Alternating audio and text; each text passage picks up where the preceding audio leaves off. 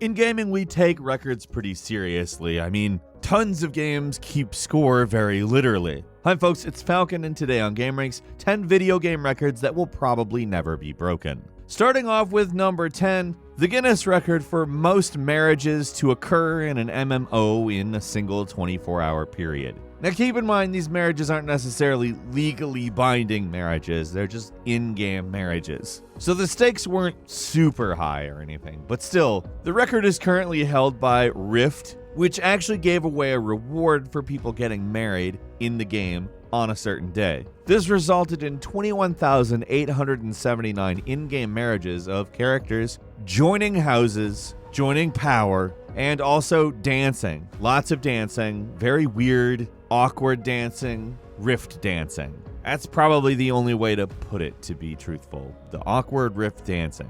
Lots of it. Also probably a lot of divorces. Do they let you get divorced in Rift? I don't even know. At number 9 is a guy who claims to have beaten SimCity. You can't actually beat SimCity, but if there is a case to be made that somebody has done it, it is this gentleman. A fellow by the name of Vincent micromanaged this insane map he created, which would be impossible to actually describe in the course of a minute. I will direct you to his video entitled SimCity 3000 Magna Santi 6 million absolute maximum.flv. I like that he kept the file extension on the title. Basically, he filled up an entire map, and I don't think you could do anything else in the game. It is this carefully balanced totalitarian hell world that is beyond brutal, but incredibly carefully calculated. He details everything about his method in this 7-minute video, where he uses libraries and spacing and zoning and subways, and it's nuts. It's absolutely nuts. And what's more so, the video itself is actually nuts. It is the most intense SimCity video I've ever seen in my entire life. Magna Santi is this truly impossible world with 6 million citizens, carefully balanced, perfectly regimented, and therefore completely totalitarian. There's no other way to describe it. You have to watch this video. I don't even care if you care about the whole record thing we're talking about in this video. You have to watch it. It's nuts. If you've never seen it, watch it. Magna Santi. At number 8, a gentleman by the name of Ray Cox, who is also known as streamer Stallion83, was the first person to make it to 1 million gamer points on Xbox Live. But he wasn't content with 1 million. A couple of years ago, he actually made it to 2 million, which, let's just go ahead and say this, is insane. The amount of time that you would have to spend in order to get the achievements necessary to do this, totally insane. Apparently, Stallion has said that about 75% of the time that he's awake, he is getting achievements in video games. And of course, he's a pretty popular streamer too. He was actually also asked if he would try to go for 3 million points, and he said, I don't know. He is an avid achievement hunter, clearly. But another million is, I mean, that's a lot of achievements. The first million, it's frankly wild that he did that. His first record was set in 2014 and his second in 2018, so it's clearly, it takes a long time to rack up the million. But who knows, he might even do it just incidentally on account. Again, this is somebody who plays games because they love hunting for achievements.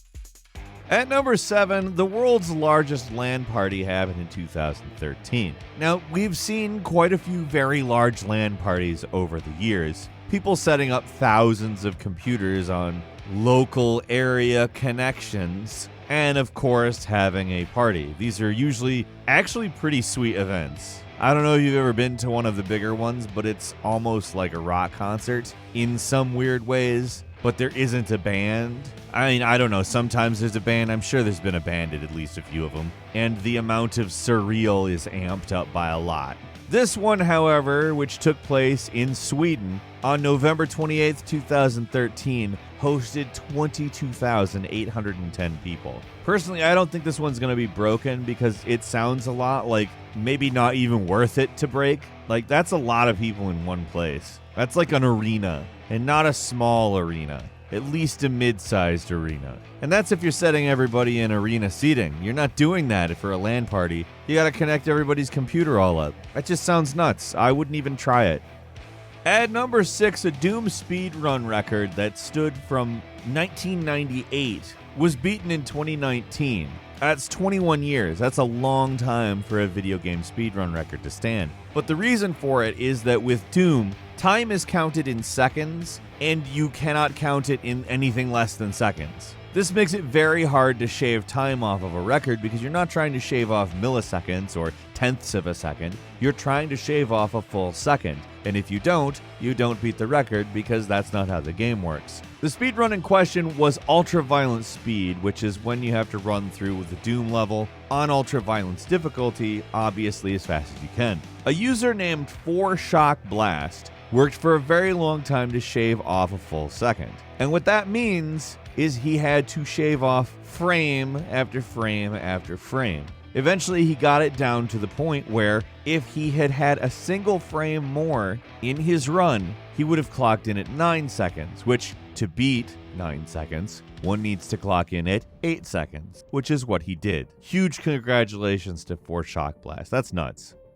At number 5, a gentleman in 2012 set a record for playing 135 hours and 50 minutes straight, setting the world record for a Call of Duty gameplay marathon. His name is Okan Kaya, and it's important to understand that there were a lot of safety precautions taken because there have been people that have died playing video games for that long. They kept fluids around him, food, he moved his legs around, ate meals, and even had medical checks that were taken to ensure that he was healthy the whole time. It could, in theory, go very badly. Like, actually, genuinely, do not try this at home. But he played 135 hours and 50 minutes of Call of Duty. He claims his favorite map is Nuketown 2025, and he actually prestiged 7 times during the course of his attempt, which is pretty badass. To be completely clear, I can't even stay up for an entire night, so this is incredibly impressive to me. At number 4, in Goldeneye 64, the record for beating the first level, the Dam, was set in 2002, and it was for 53 seconds. It stood until 2017, and somewhere in the neighborhood of 110 people had tied the record by that point. People didn't necessarily think that it was possible to actually beat the record, as Goldeneye has a similar thing with Doom, the full second thing. A gentleman by the name of Carl Jobst, however, managed it and just genuinely shocked himself that he actually did it. He had a run that he was very clearly proud of. If he hadn't have gotten 52 seconds, it seems like he probably would have been pretty satisfied with his performance anyhow. But when he found out he was the new record holder, he genuinely lost his mind. He's also probably going to hold that record forever because I don't know how somebody's going to shave another second off of that one. At number 3, somebody played Qbert for 84 hours on a single quarter. That is the world record. It was previously 70 hours, which is pretty impressive. Let's just be completely clear. Qbert isn't the hardest game that's ever been made, but it's also definitely not the easiest, and to play on a single quarter for that long is of course very impressive. In fact, just to not get tired of playing Qbert for that long is pretty impressive. Not that Qbert, again, is a bad game, it's just not a game I'd play for 80 hours. But George Lutz does not care. He said, nope, gonna be the most insane Qbert player of all time, gonna go down as a legend in the Qbert realm. And he did just that. I'm not saying nobody would ever want to break that record. In fact, I bet somebody would, but I don't know if you can. I mean, that's really actually genuinely impressive to play on a single quarter that long. And at number 2, a computer science professor at the University of Texas used graph analysis to create a route from Seoul to Colonia in Elite Dangerous and beat the previous record by about 20 minutes. Now I'm going to go ahead and say that I'm not going to explain the math to you because I don't entirely understand it myself, but Dr. Kevin Hamlin describes the solution as using a directed graph to identify a least cost path. What he did was download star map data, write a script, execute the script, and then fly the route that the script created. That's probably the shortest way to explain it, though I'm sure there's plenty more to it than that. Anyways, he beat the previous record by a pretty fair amount, and my thought is that it's probably going to be hard for somebody to beat that. And at number 1, EVE Online has some pretty wild records. For instance, they had a battle in which 6,000 people took place which apparently put $1 million at stake, although it didn't necessarily cost $1 million.